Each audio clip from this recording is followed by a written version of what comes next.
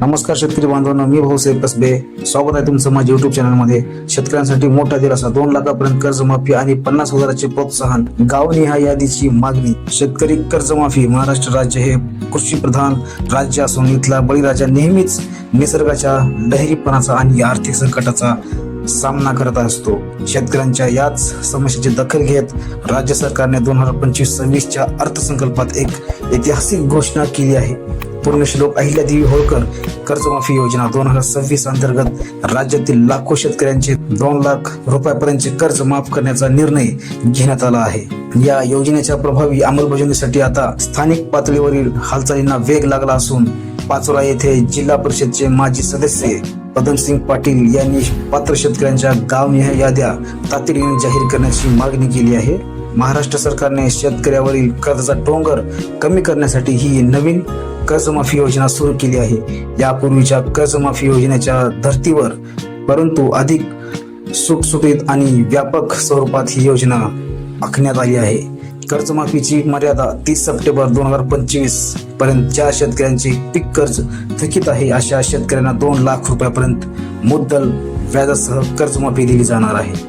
जे शेतकरी प्रामाणिकपणे आणि नियमितपणे कर्जाची परतफेड करतात अशा शेतकऱ्यावर अन्याय होऊ नये म्हणून त्यांना 50,000 रुपयापर्यंत प्रोत्साहन अनुदान देण्याची तरतूद करण्यात आली आहे. कट ऑफ तारीख 30 सप्टेंबर 2025 ही थकीत कर्जासाठी अंतिम मुदत निश्चित करण्यात आली आहे. गावनिहाय यादी जाहीर करण्याची मागणी का केली आहे याबद्दल आपण थोडक्यात जाणून घेऊया.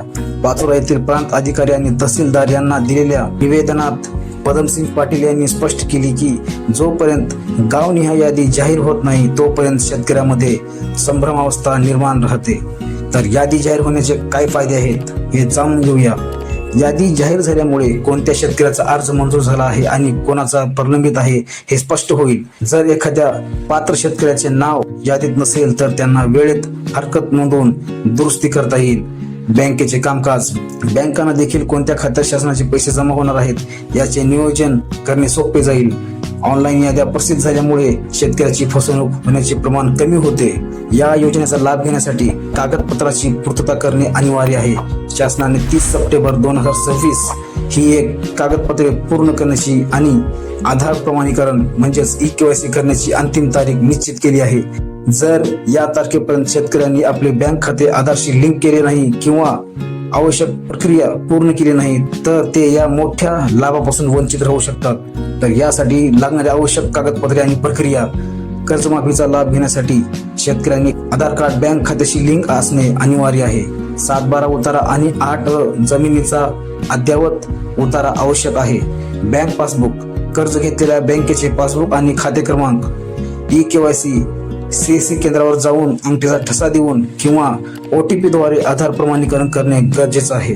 आणि नियमित कर्जदारांसाठी आनंदाची बातमी. अनेकदा कर्जमाफी जाहीर झाल्यावर नियमित कर्ज भरणाऱ्या शेतकऱ्यामध्ये नाराजी असते.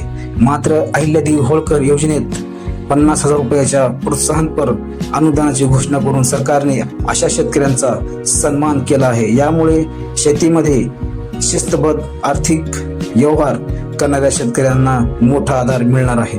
पाचोरा येथे पदमसिंग पाटील यांच्या नेतृत्वाखाली देण्यात आलेल्या निवेदनाने प्रशासनावर दबाव निर्माण केला आहे. यावेळी शिवसेना तालुका प्रमुख विनोद तावडे, विजय पोपट पाटील, हेमराज फानसिंग पाटील यांच्यासह अनेक मान्यवरांची उपस्थिती ही दर्शवते की ग्रामीण भागात या योजनेबाबत किती मोठी उत्सुकता आणि गरज आहे. शेतकऱ्यांच्या याद्या तातडीने तयार झाल्यास शासन कर्जमाफीची रक्कम वितरित करणे सोपे जाईल आणि शेतकऱ्यांना खरीप तसेच रब्बी हंगामासाठी पुन्हा नवीन कर्ज घेण्यास अडचण येणार नाही. तर यासाठी शेतकऱ्यांनी कोणती काळजी घ्यायला हवी? योजनेचा लाभ घेताना कोणत्याही अफवावर बळी पडू नका.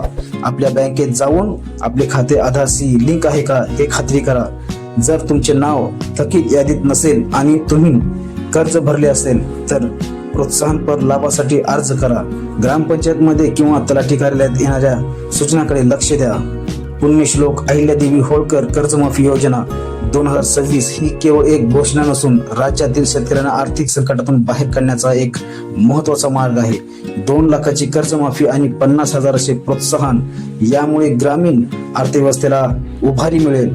प्रशासनाने जर पदमसिंग पाटील यांच्या मागणीनुसार गावनिहाय याद्या तातडीने प्रसिद्ध केल्या तर या योजनेचा उद्देश खऱ्या अर्थाने यशस्वी होईल. पात्र शेतकऱ्यांनी वेळेत आपले आधार प्रमाणीकरण पूर्ण करावे, जेणेकरून 30 सप्टेंबर 2026 पूर्वी त्यांच्या खात्यात कर्जमाफीचे पैसे जमा होतील. तर ही होती एक महत्त्वाची अपडेट.